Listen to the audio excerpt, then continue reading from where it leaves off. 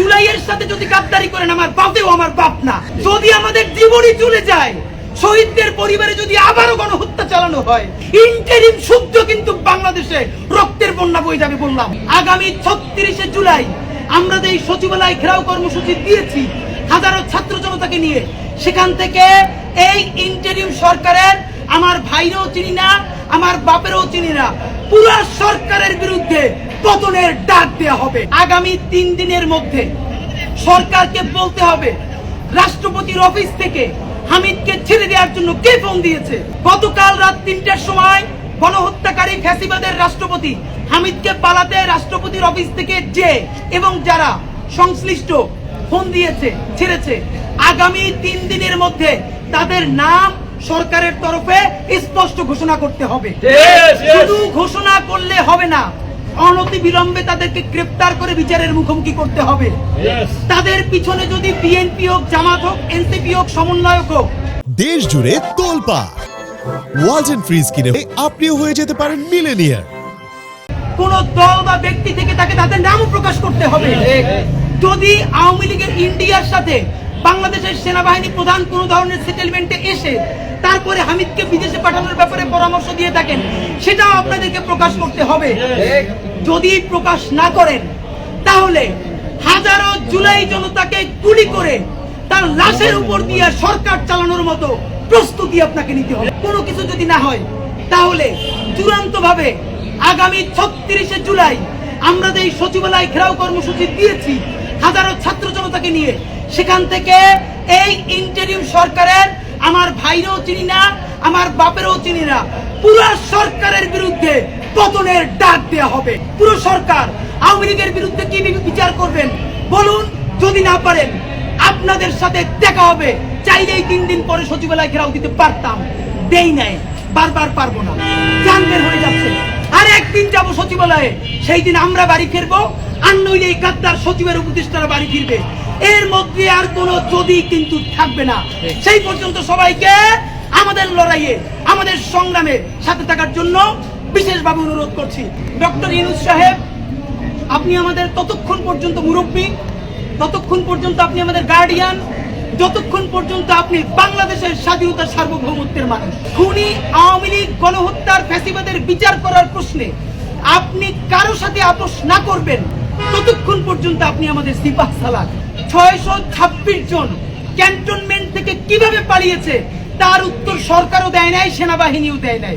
এই যে খুনি ফ্যাসিবাদের দোসর এবং ফ্যাসিবাদের রাষ্ট্রপতি, অনেকে বলছেন তিনি রাষ্ট্রপতি ছিলেন, ভাই এমপি নির্বাচিত হয়ে তিনি স্পিকারও ছিলেন, শুধু রাষ্ট্রপতি ছিলেন না।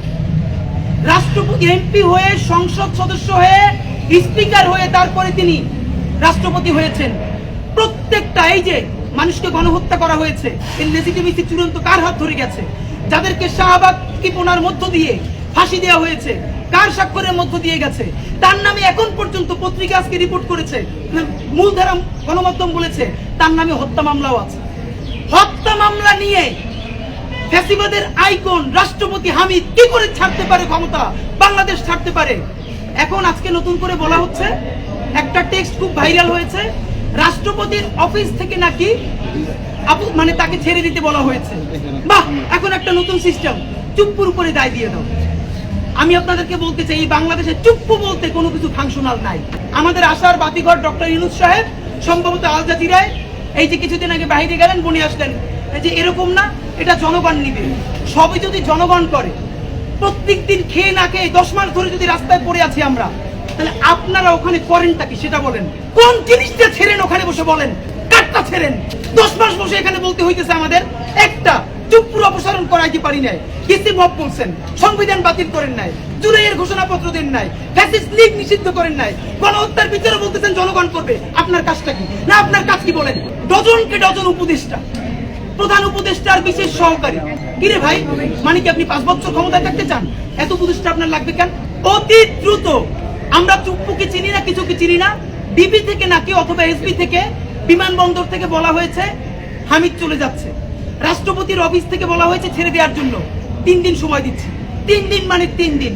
আগামী 3 দিনের মধ্যে সরকারকে বলতে হবে রাষ্ট্রপতির অফিস থেকে হামিদকে ছেড়ে দেওয়ার জন্য কে ফোন দিয়েছে, হু ওয়াজ দ্য ম্যান বলতে হবে, নাম ধরে বলতে হবে। যদি বলতে না পারেন, এই দায় প্রধানত স্বরাষ্ট্র উপদেষ্টা। বলবেন রাষ্ট্রের মধ্যে অনেক মেকানিজম আছে, আর্মি ফাংশন করে, যে যে মনে চায় ফাংশন করুন। এত ফাংশনাল কথা মনে কইরা হাজার হাজার মানুষ শহীদ হয় নাই। আমাদের সাথে এখনো শত শত শহীদ পরিবারের কথা হয়। তারা বলেছে তাদের সন্তানদেরকে আমাদের সাথে পাঠাবে, এখনো পাঠায়। আহত ভাইদেরকে সামনে নামাইনি এখন পর্যন্ত। সর্বশেষ ভদ্রতার সাথে হাতে পায়ে ধরে বলতেছি, এরপরে ভদ্রতাও থাকবে না, সভ্যতাও থাকবে না। বাথরুম পরিষ্কার করার ঝাড়ু স্যান্ডেল নিয়ে কিন্তু রাস্তায় নামবো। যদি আমাদের জীবনই চলে যায়, শহীদদের পরিবারে যদি আবারও গণহত্যা চালানো হয়, আমার যেই ভাইয়ের একটা চোখ অন্ধ হয়ে গেছে, বাকি চোখটাও যদি অন্ধ হয়ে যায়, ইন্টারিম শুদ্ধ কিন্তু বাংলাদেশে রক্তের বন্যা বয়ে যাবে। বললাম জুলাইয়ের সাথে যদি গাদ্দারি করেন, আমার বাপেও আমার বাপ না, আমার মা আমার মা না, আমার সন্তান আমার সন্তান না। চুপপুরে যারা রাখছে তাদেরকে আমাদেরকে বের করতে হবে। সেইটা যদি বিএনপি হয়, তাহলে বিএনপি কে জনপ্রতিরোধের শিকার হইতে হবে। সেইটা যদি জামাতে ইসলামী হয়, জামাতকে জনপ্রতিরোধের শিকার হইতে হবে। ডক্টর ইউনূস সাহেব, এই কথাটা আপনার বরাবর, আবারও বলি আপনার বরাবর। আপনি প্রায় ডজন খানেক বিদেশি এক্সপার্ট এনেছেন বাংলাদেশে, আমরা প্রশংসা করেছি। আপনি বিনিয়োগের জন্য এক্সপার্ট আনা বুঝেন, আপনি আরো বিভিন্ন কাজবাজের জন্য তথ্য প্রযুক্তি আইন কেমন হবে আপনি এক্সপার্ট আনা বুঝেন। জুলাইয়ের বিচার কিভাবে ত্বরান্বিত করা যায়, পিলখানা ও শাপলা গণহত্যার বিচার কিভাবে আন্তর্জাতিক মানে করা যায়, কিভাবে আগামী 36শে জুলাইয়ের আগে আওয়ামী লীগকে নিষিদ্ধ করা যায়, এই জন্য একজন ইন্টারন্যাশনাল এক্সপার্ট আপনি এখন পর্যন্ত কেন আনেন নাই? আগামী অল্প কিছুদিনের মধ্যে জুলাই গণহত্যার বিচারকে আন্তর্জাতিক মানে বিচার করবার জন্য আপনি বিদেশ থেকে প্রসিকিউটর লাগে, বিচারক লাগে, যেই টিম লাগে, সব আইনে বাংলাদেশ ভরে ফেলাবেন। এই জুলাই গণহত্যার বিচার না কইরা আপনি যত ডেভেলপমেন্ট করবেন, এই কোন ডেভেলপমেন্ট আপনারে মানুষের দেশ থেকে বাঁচাইতে পারবে না।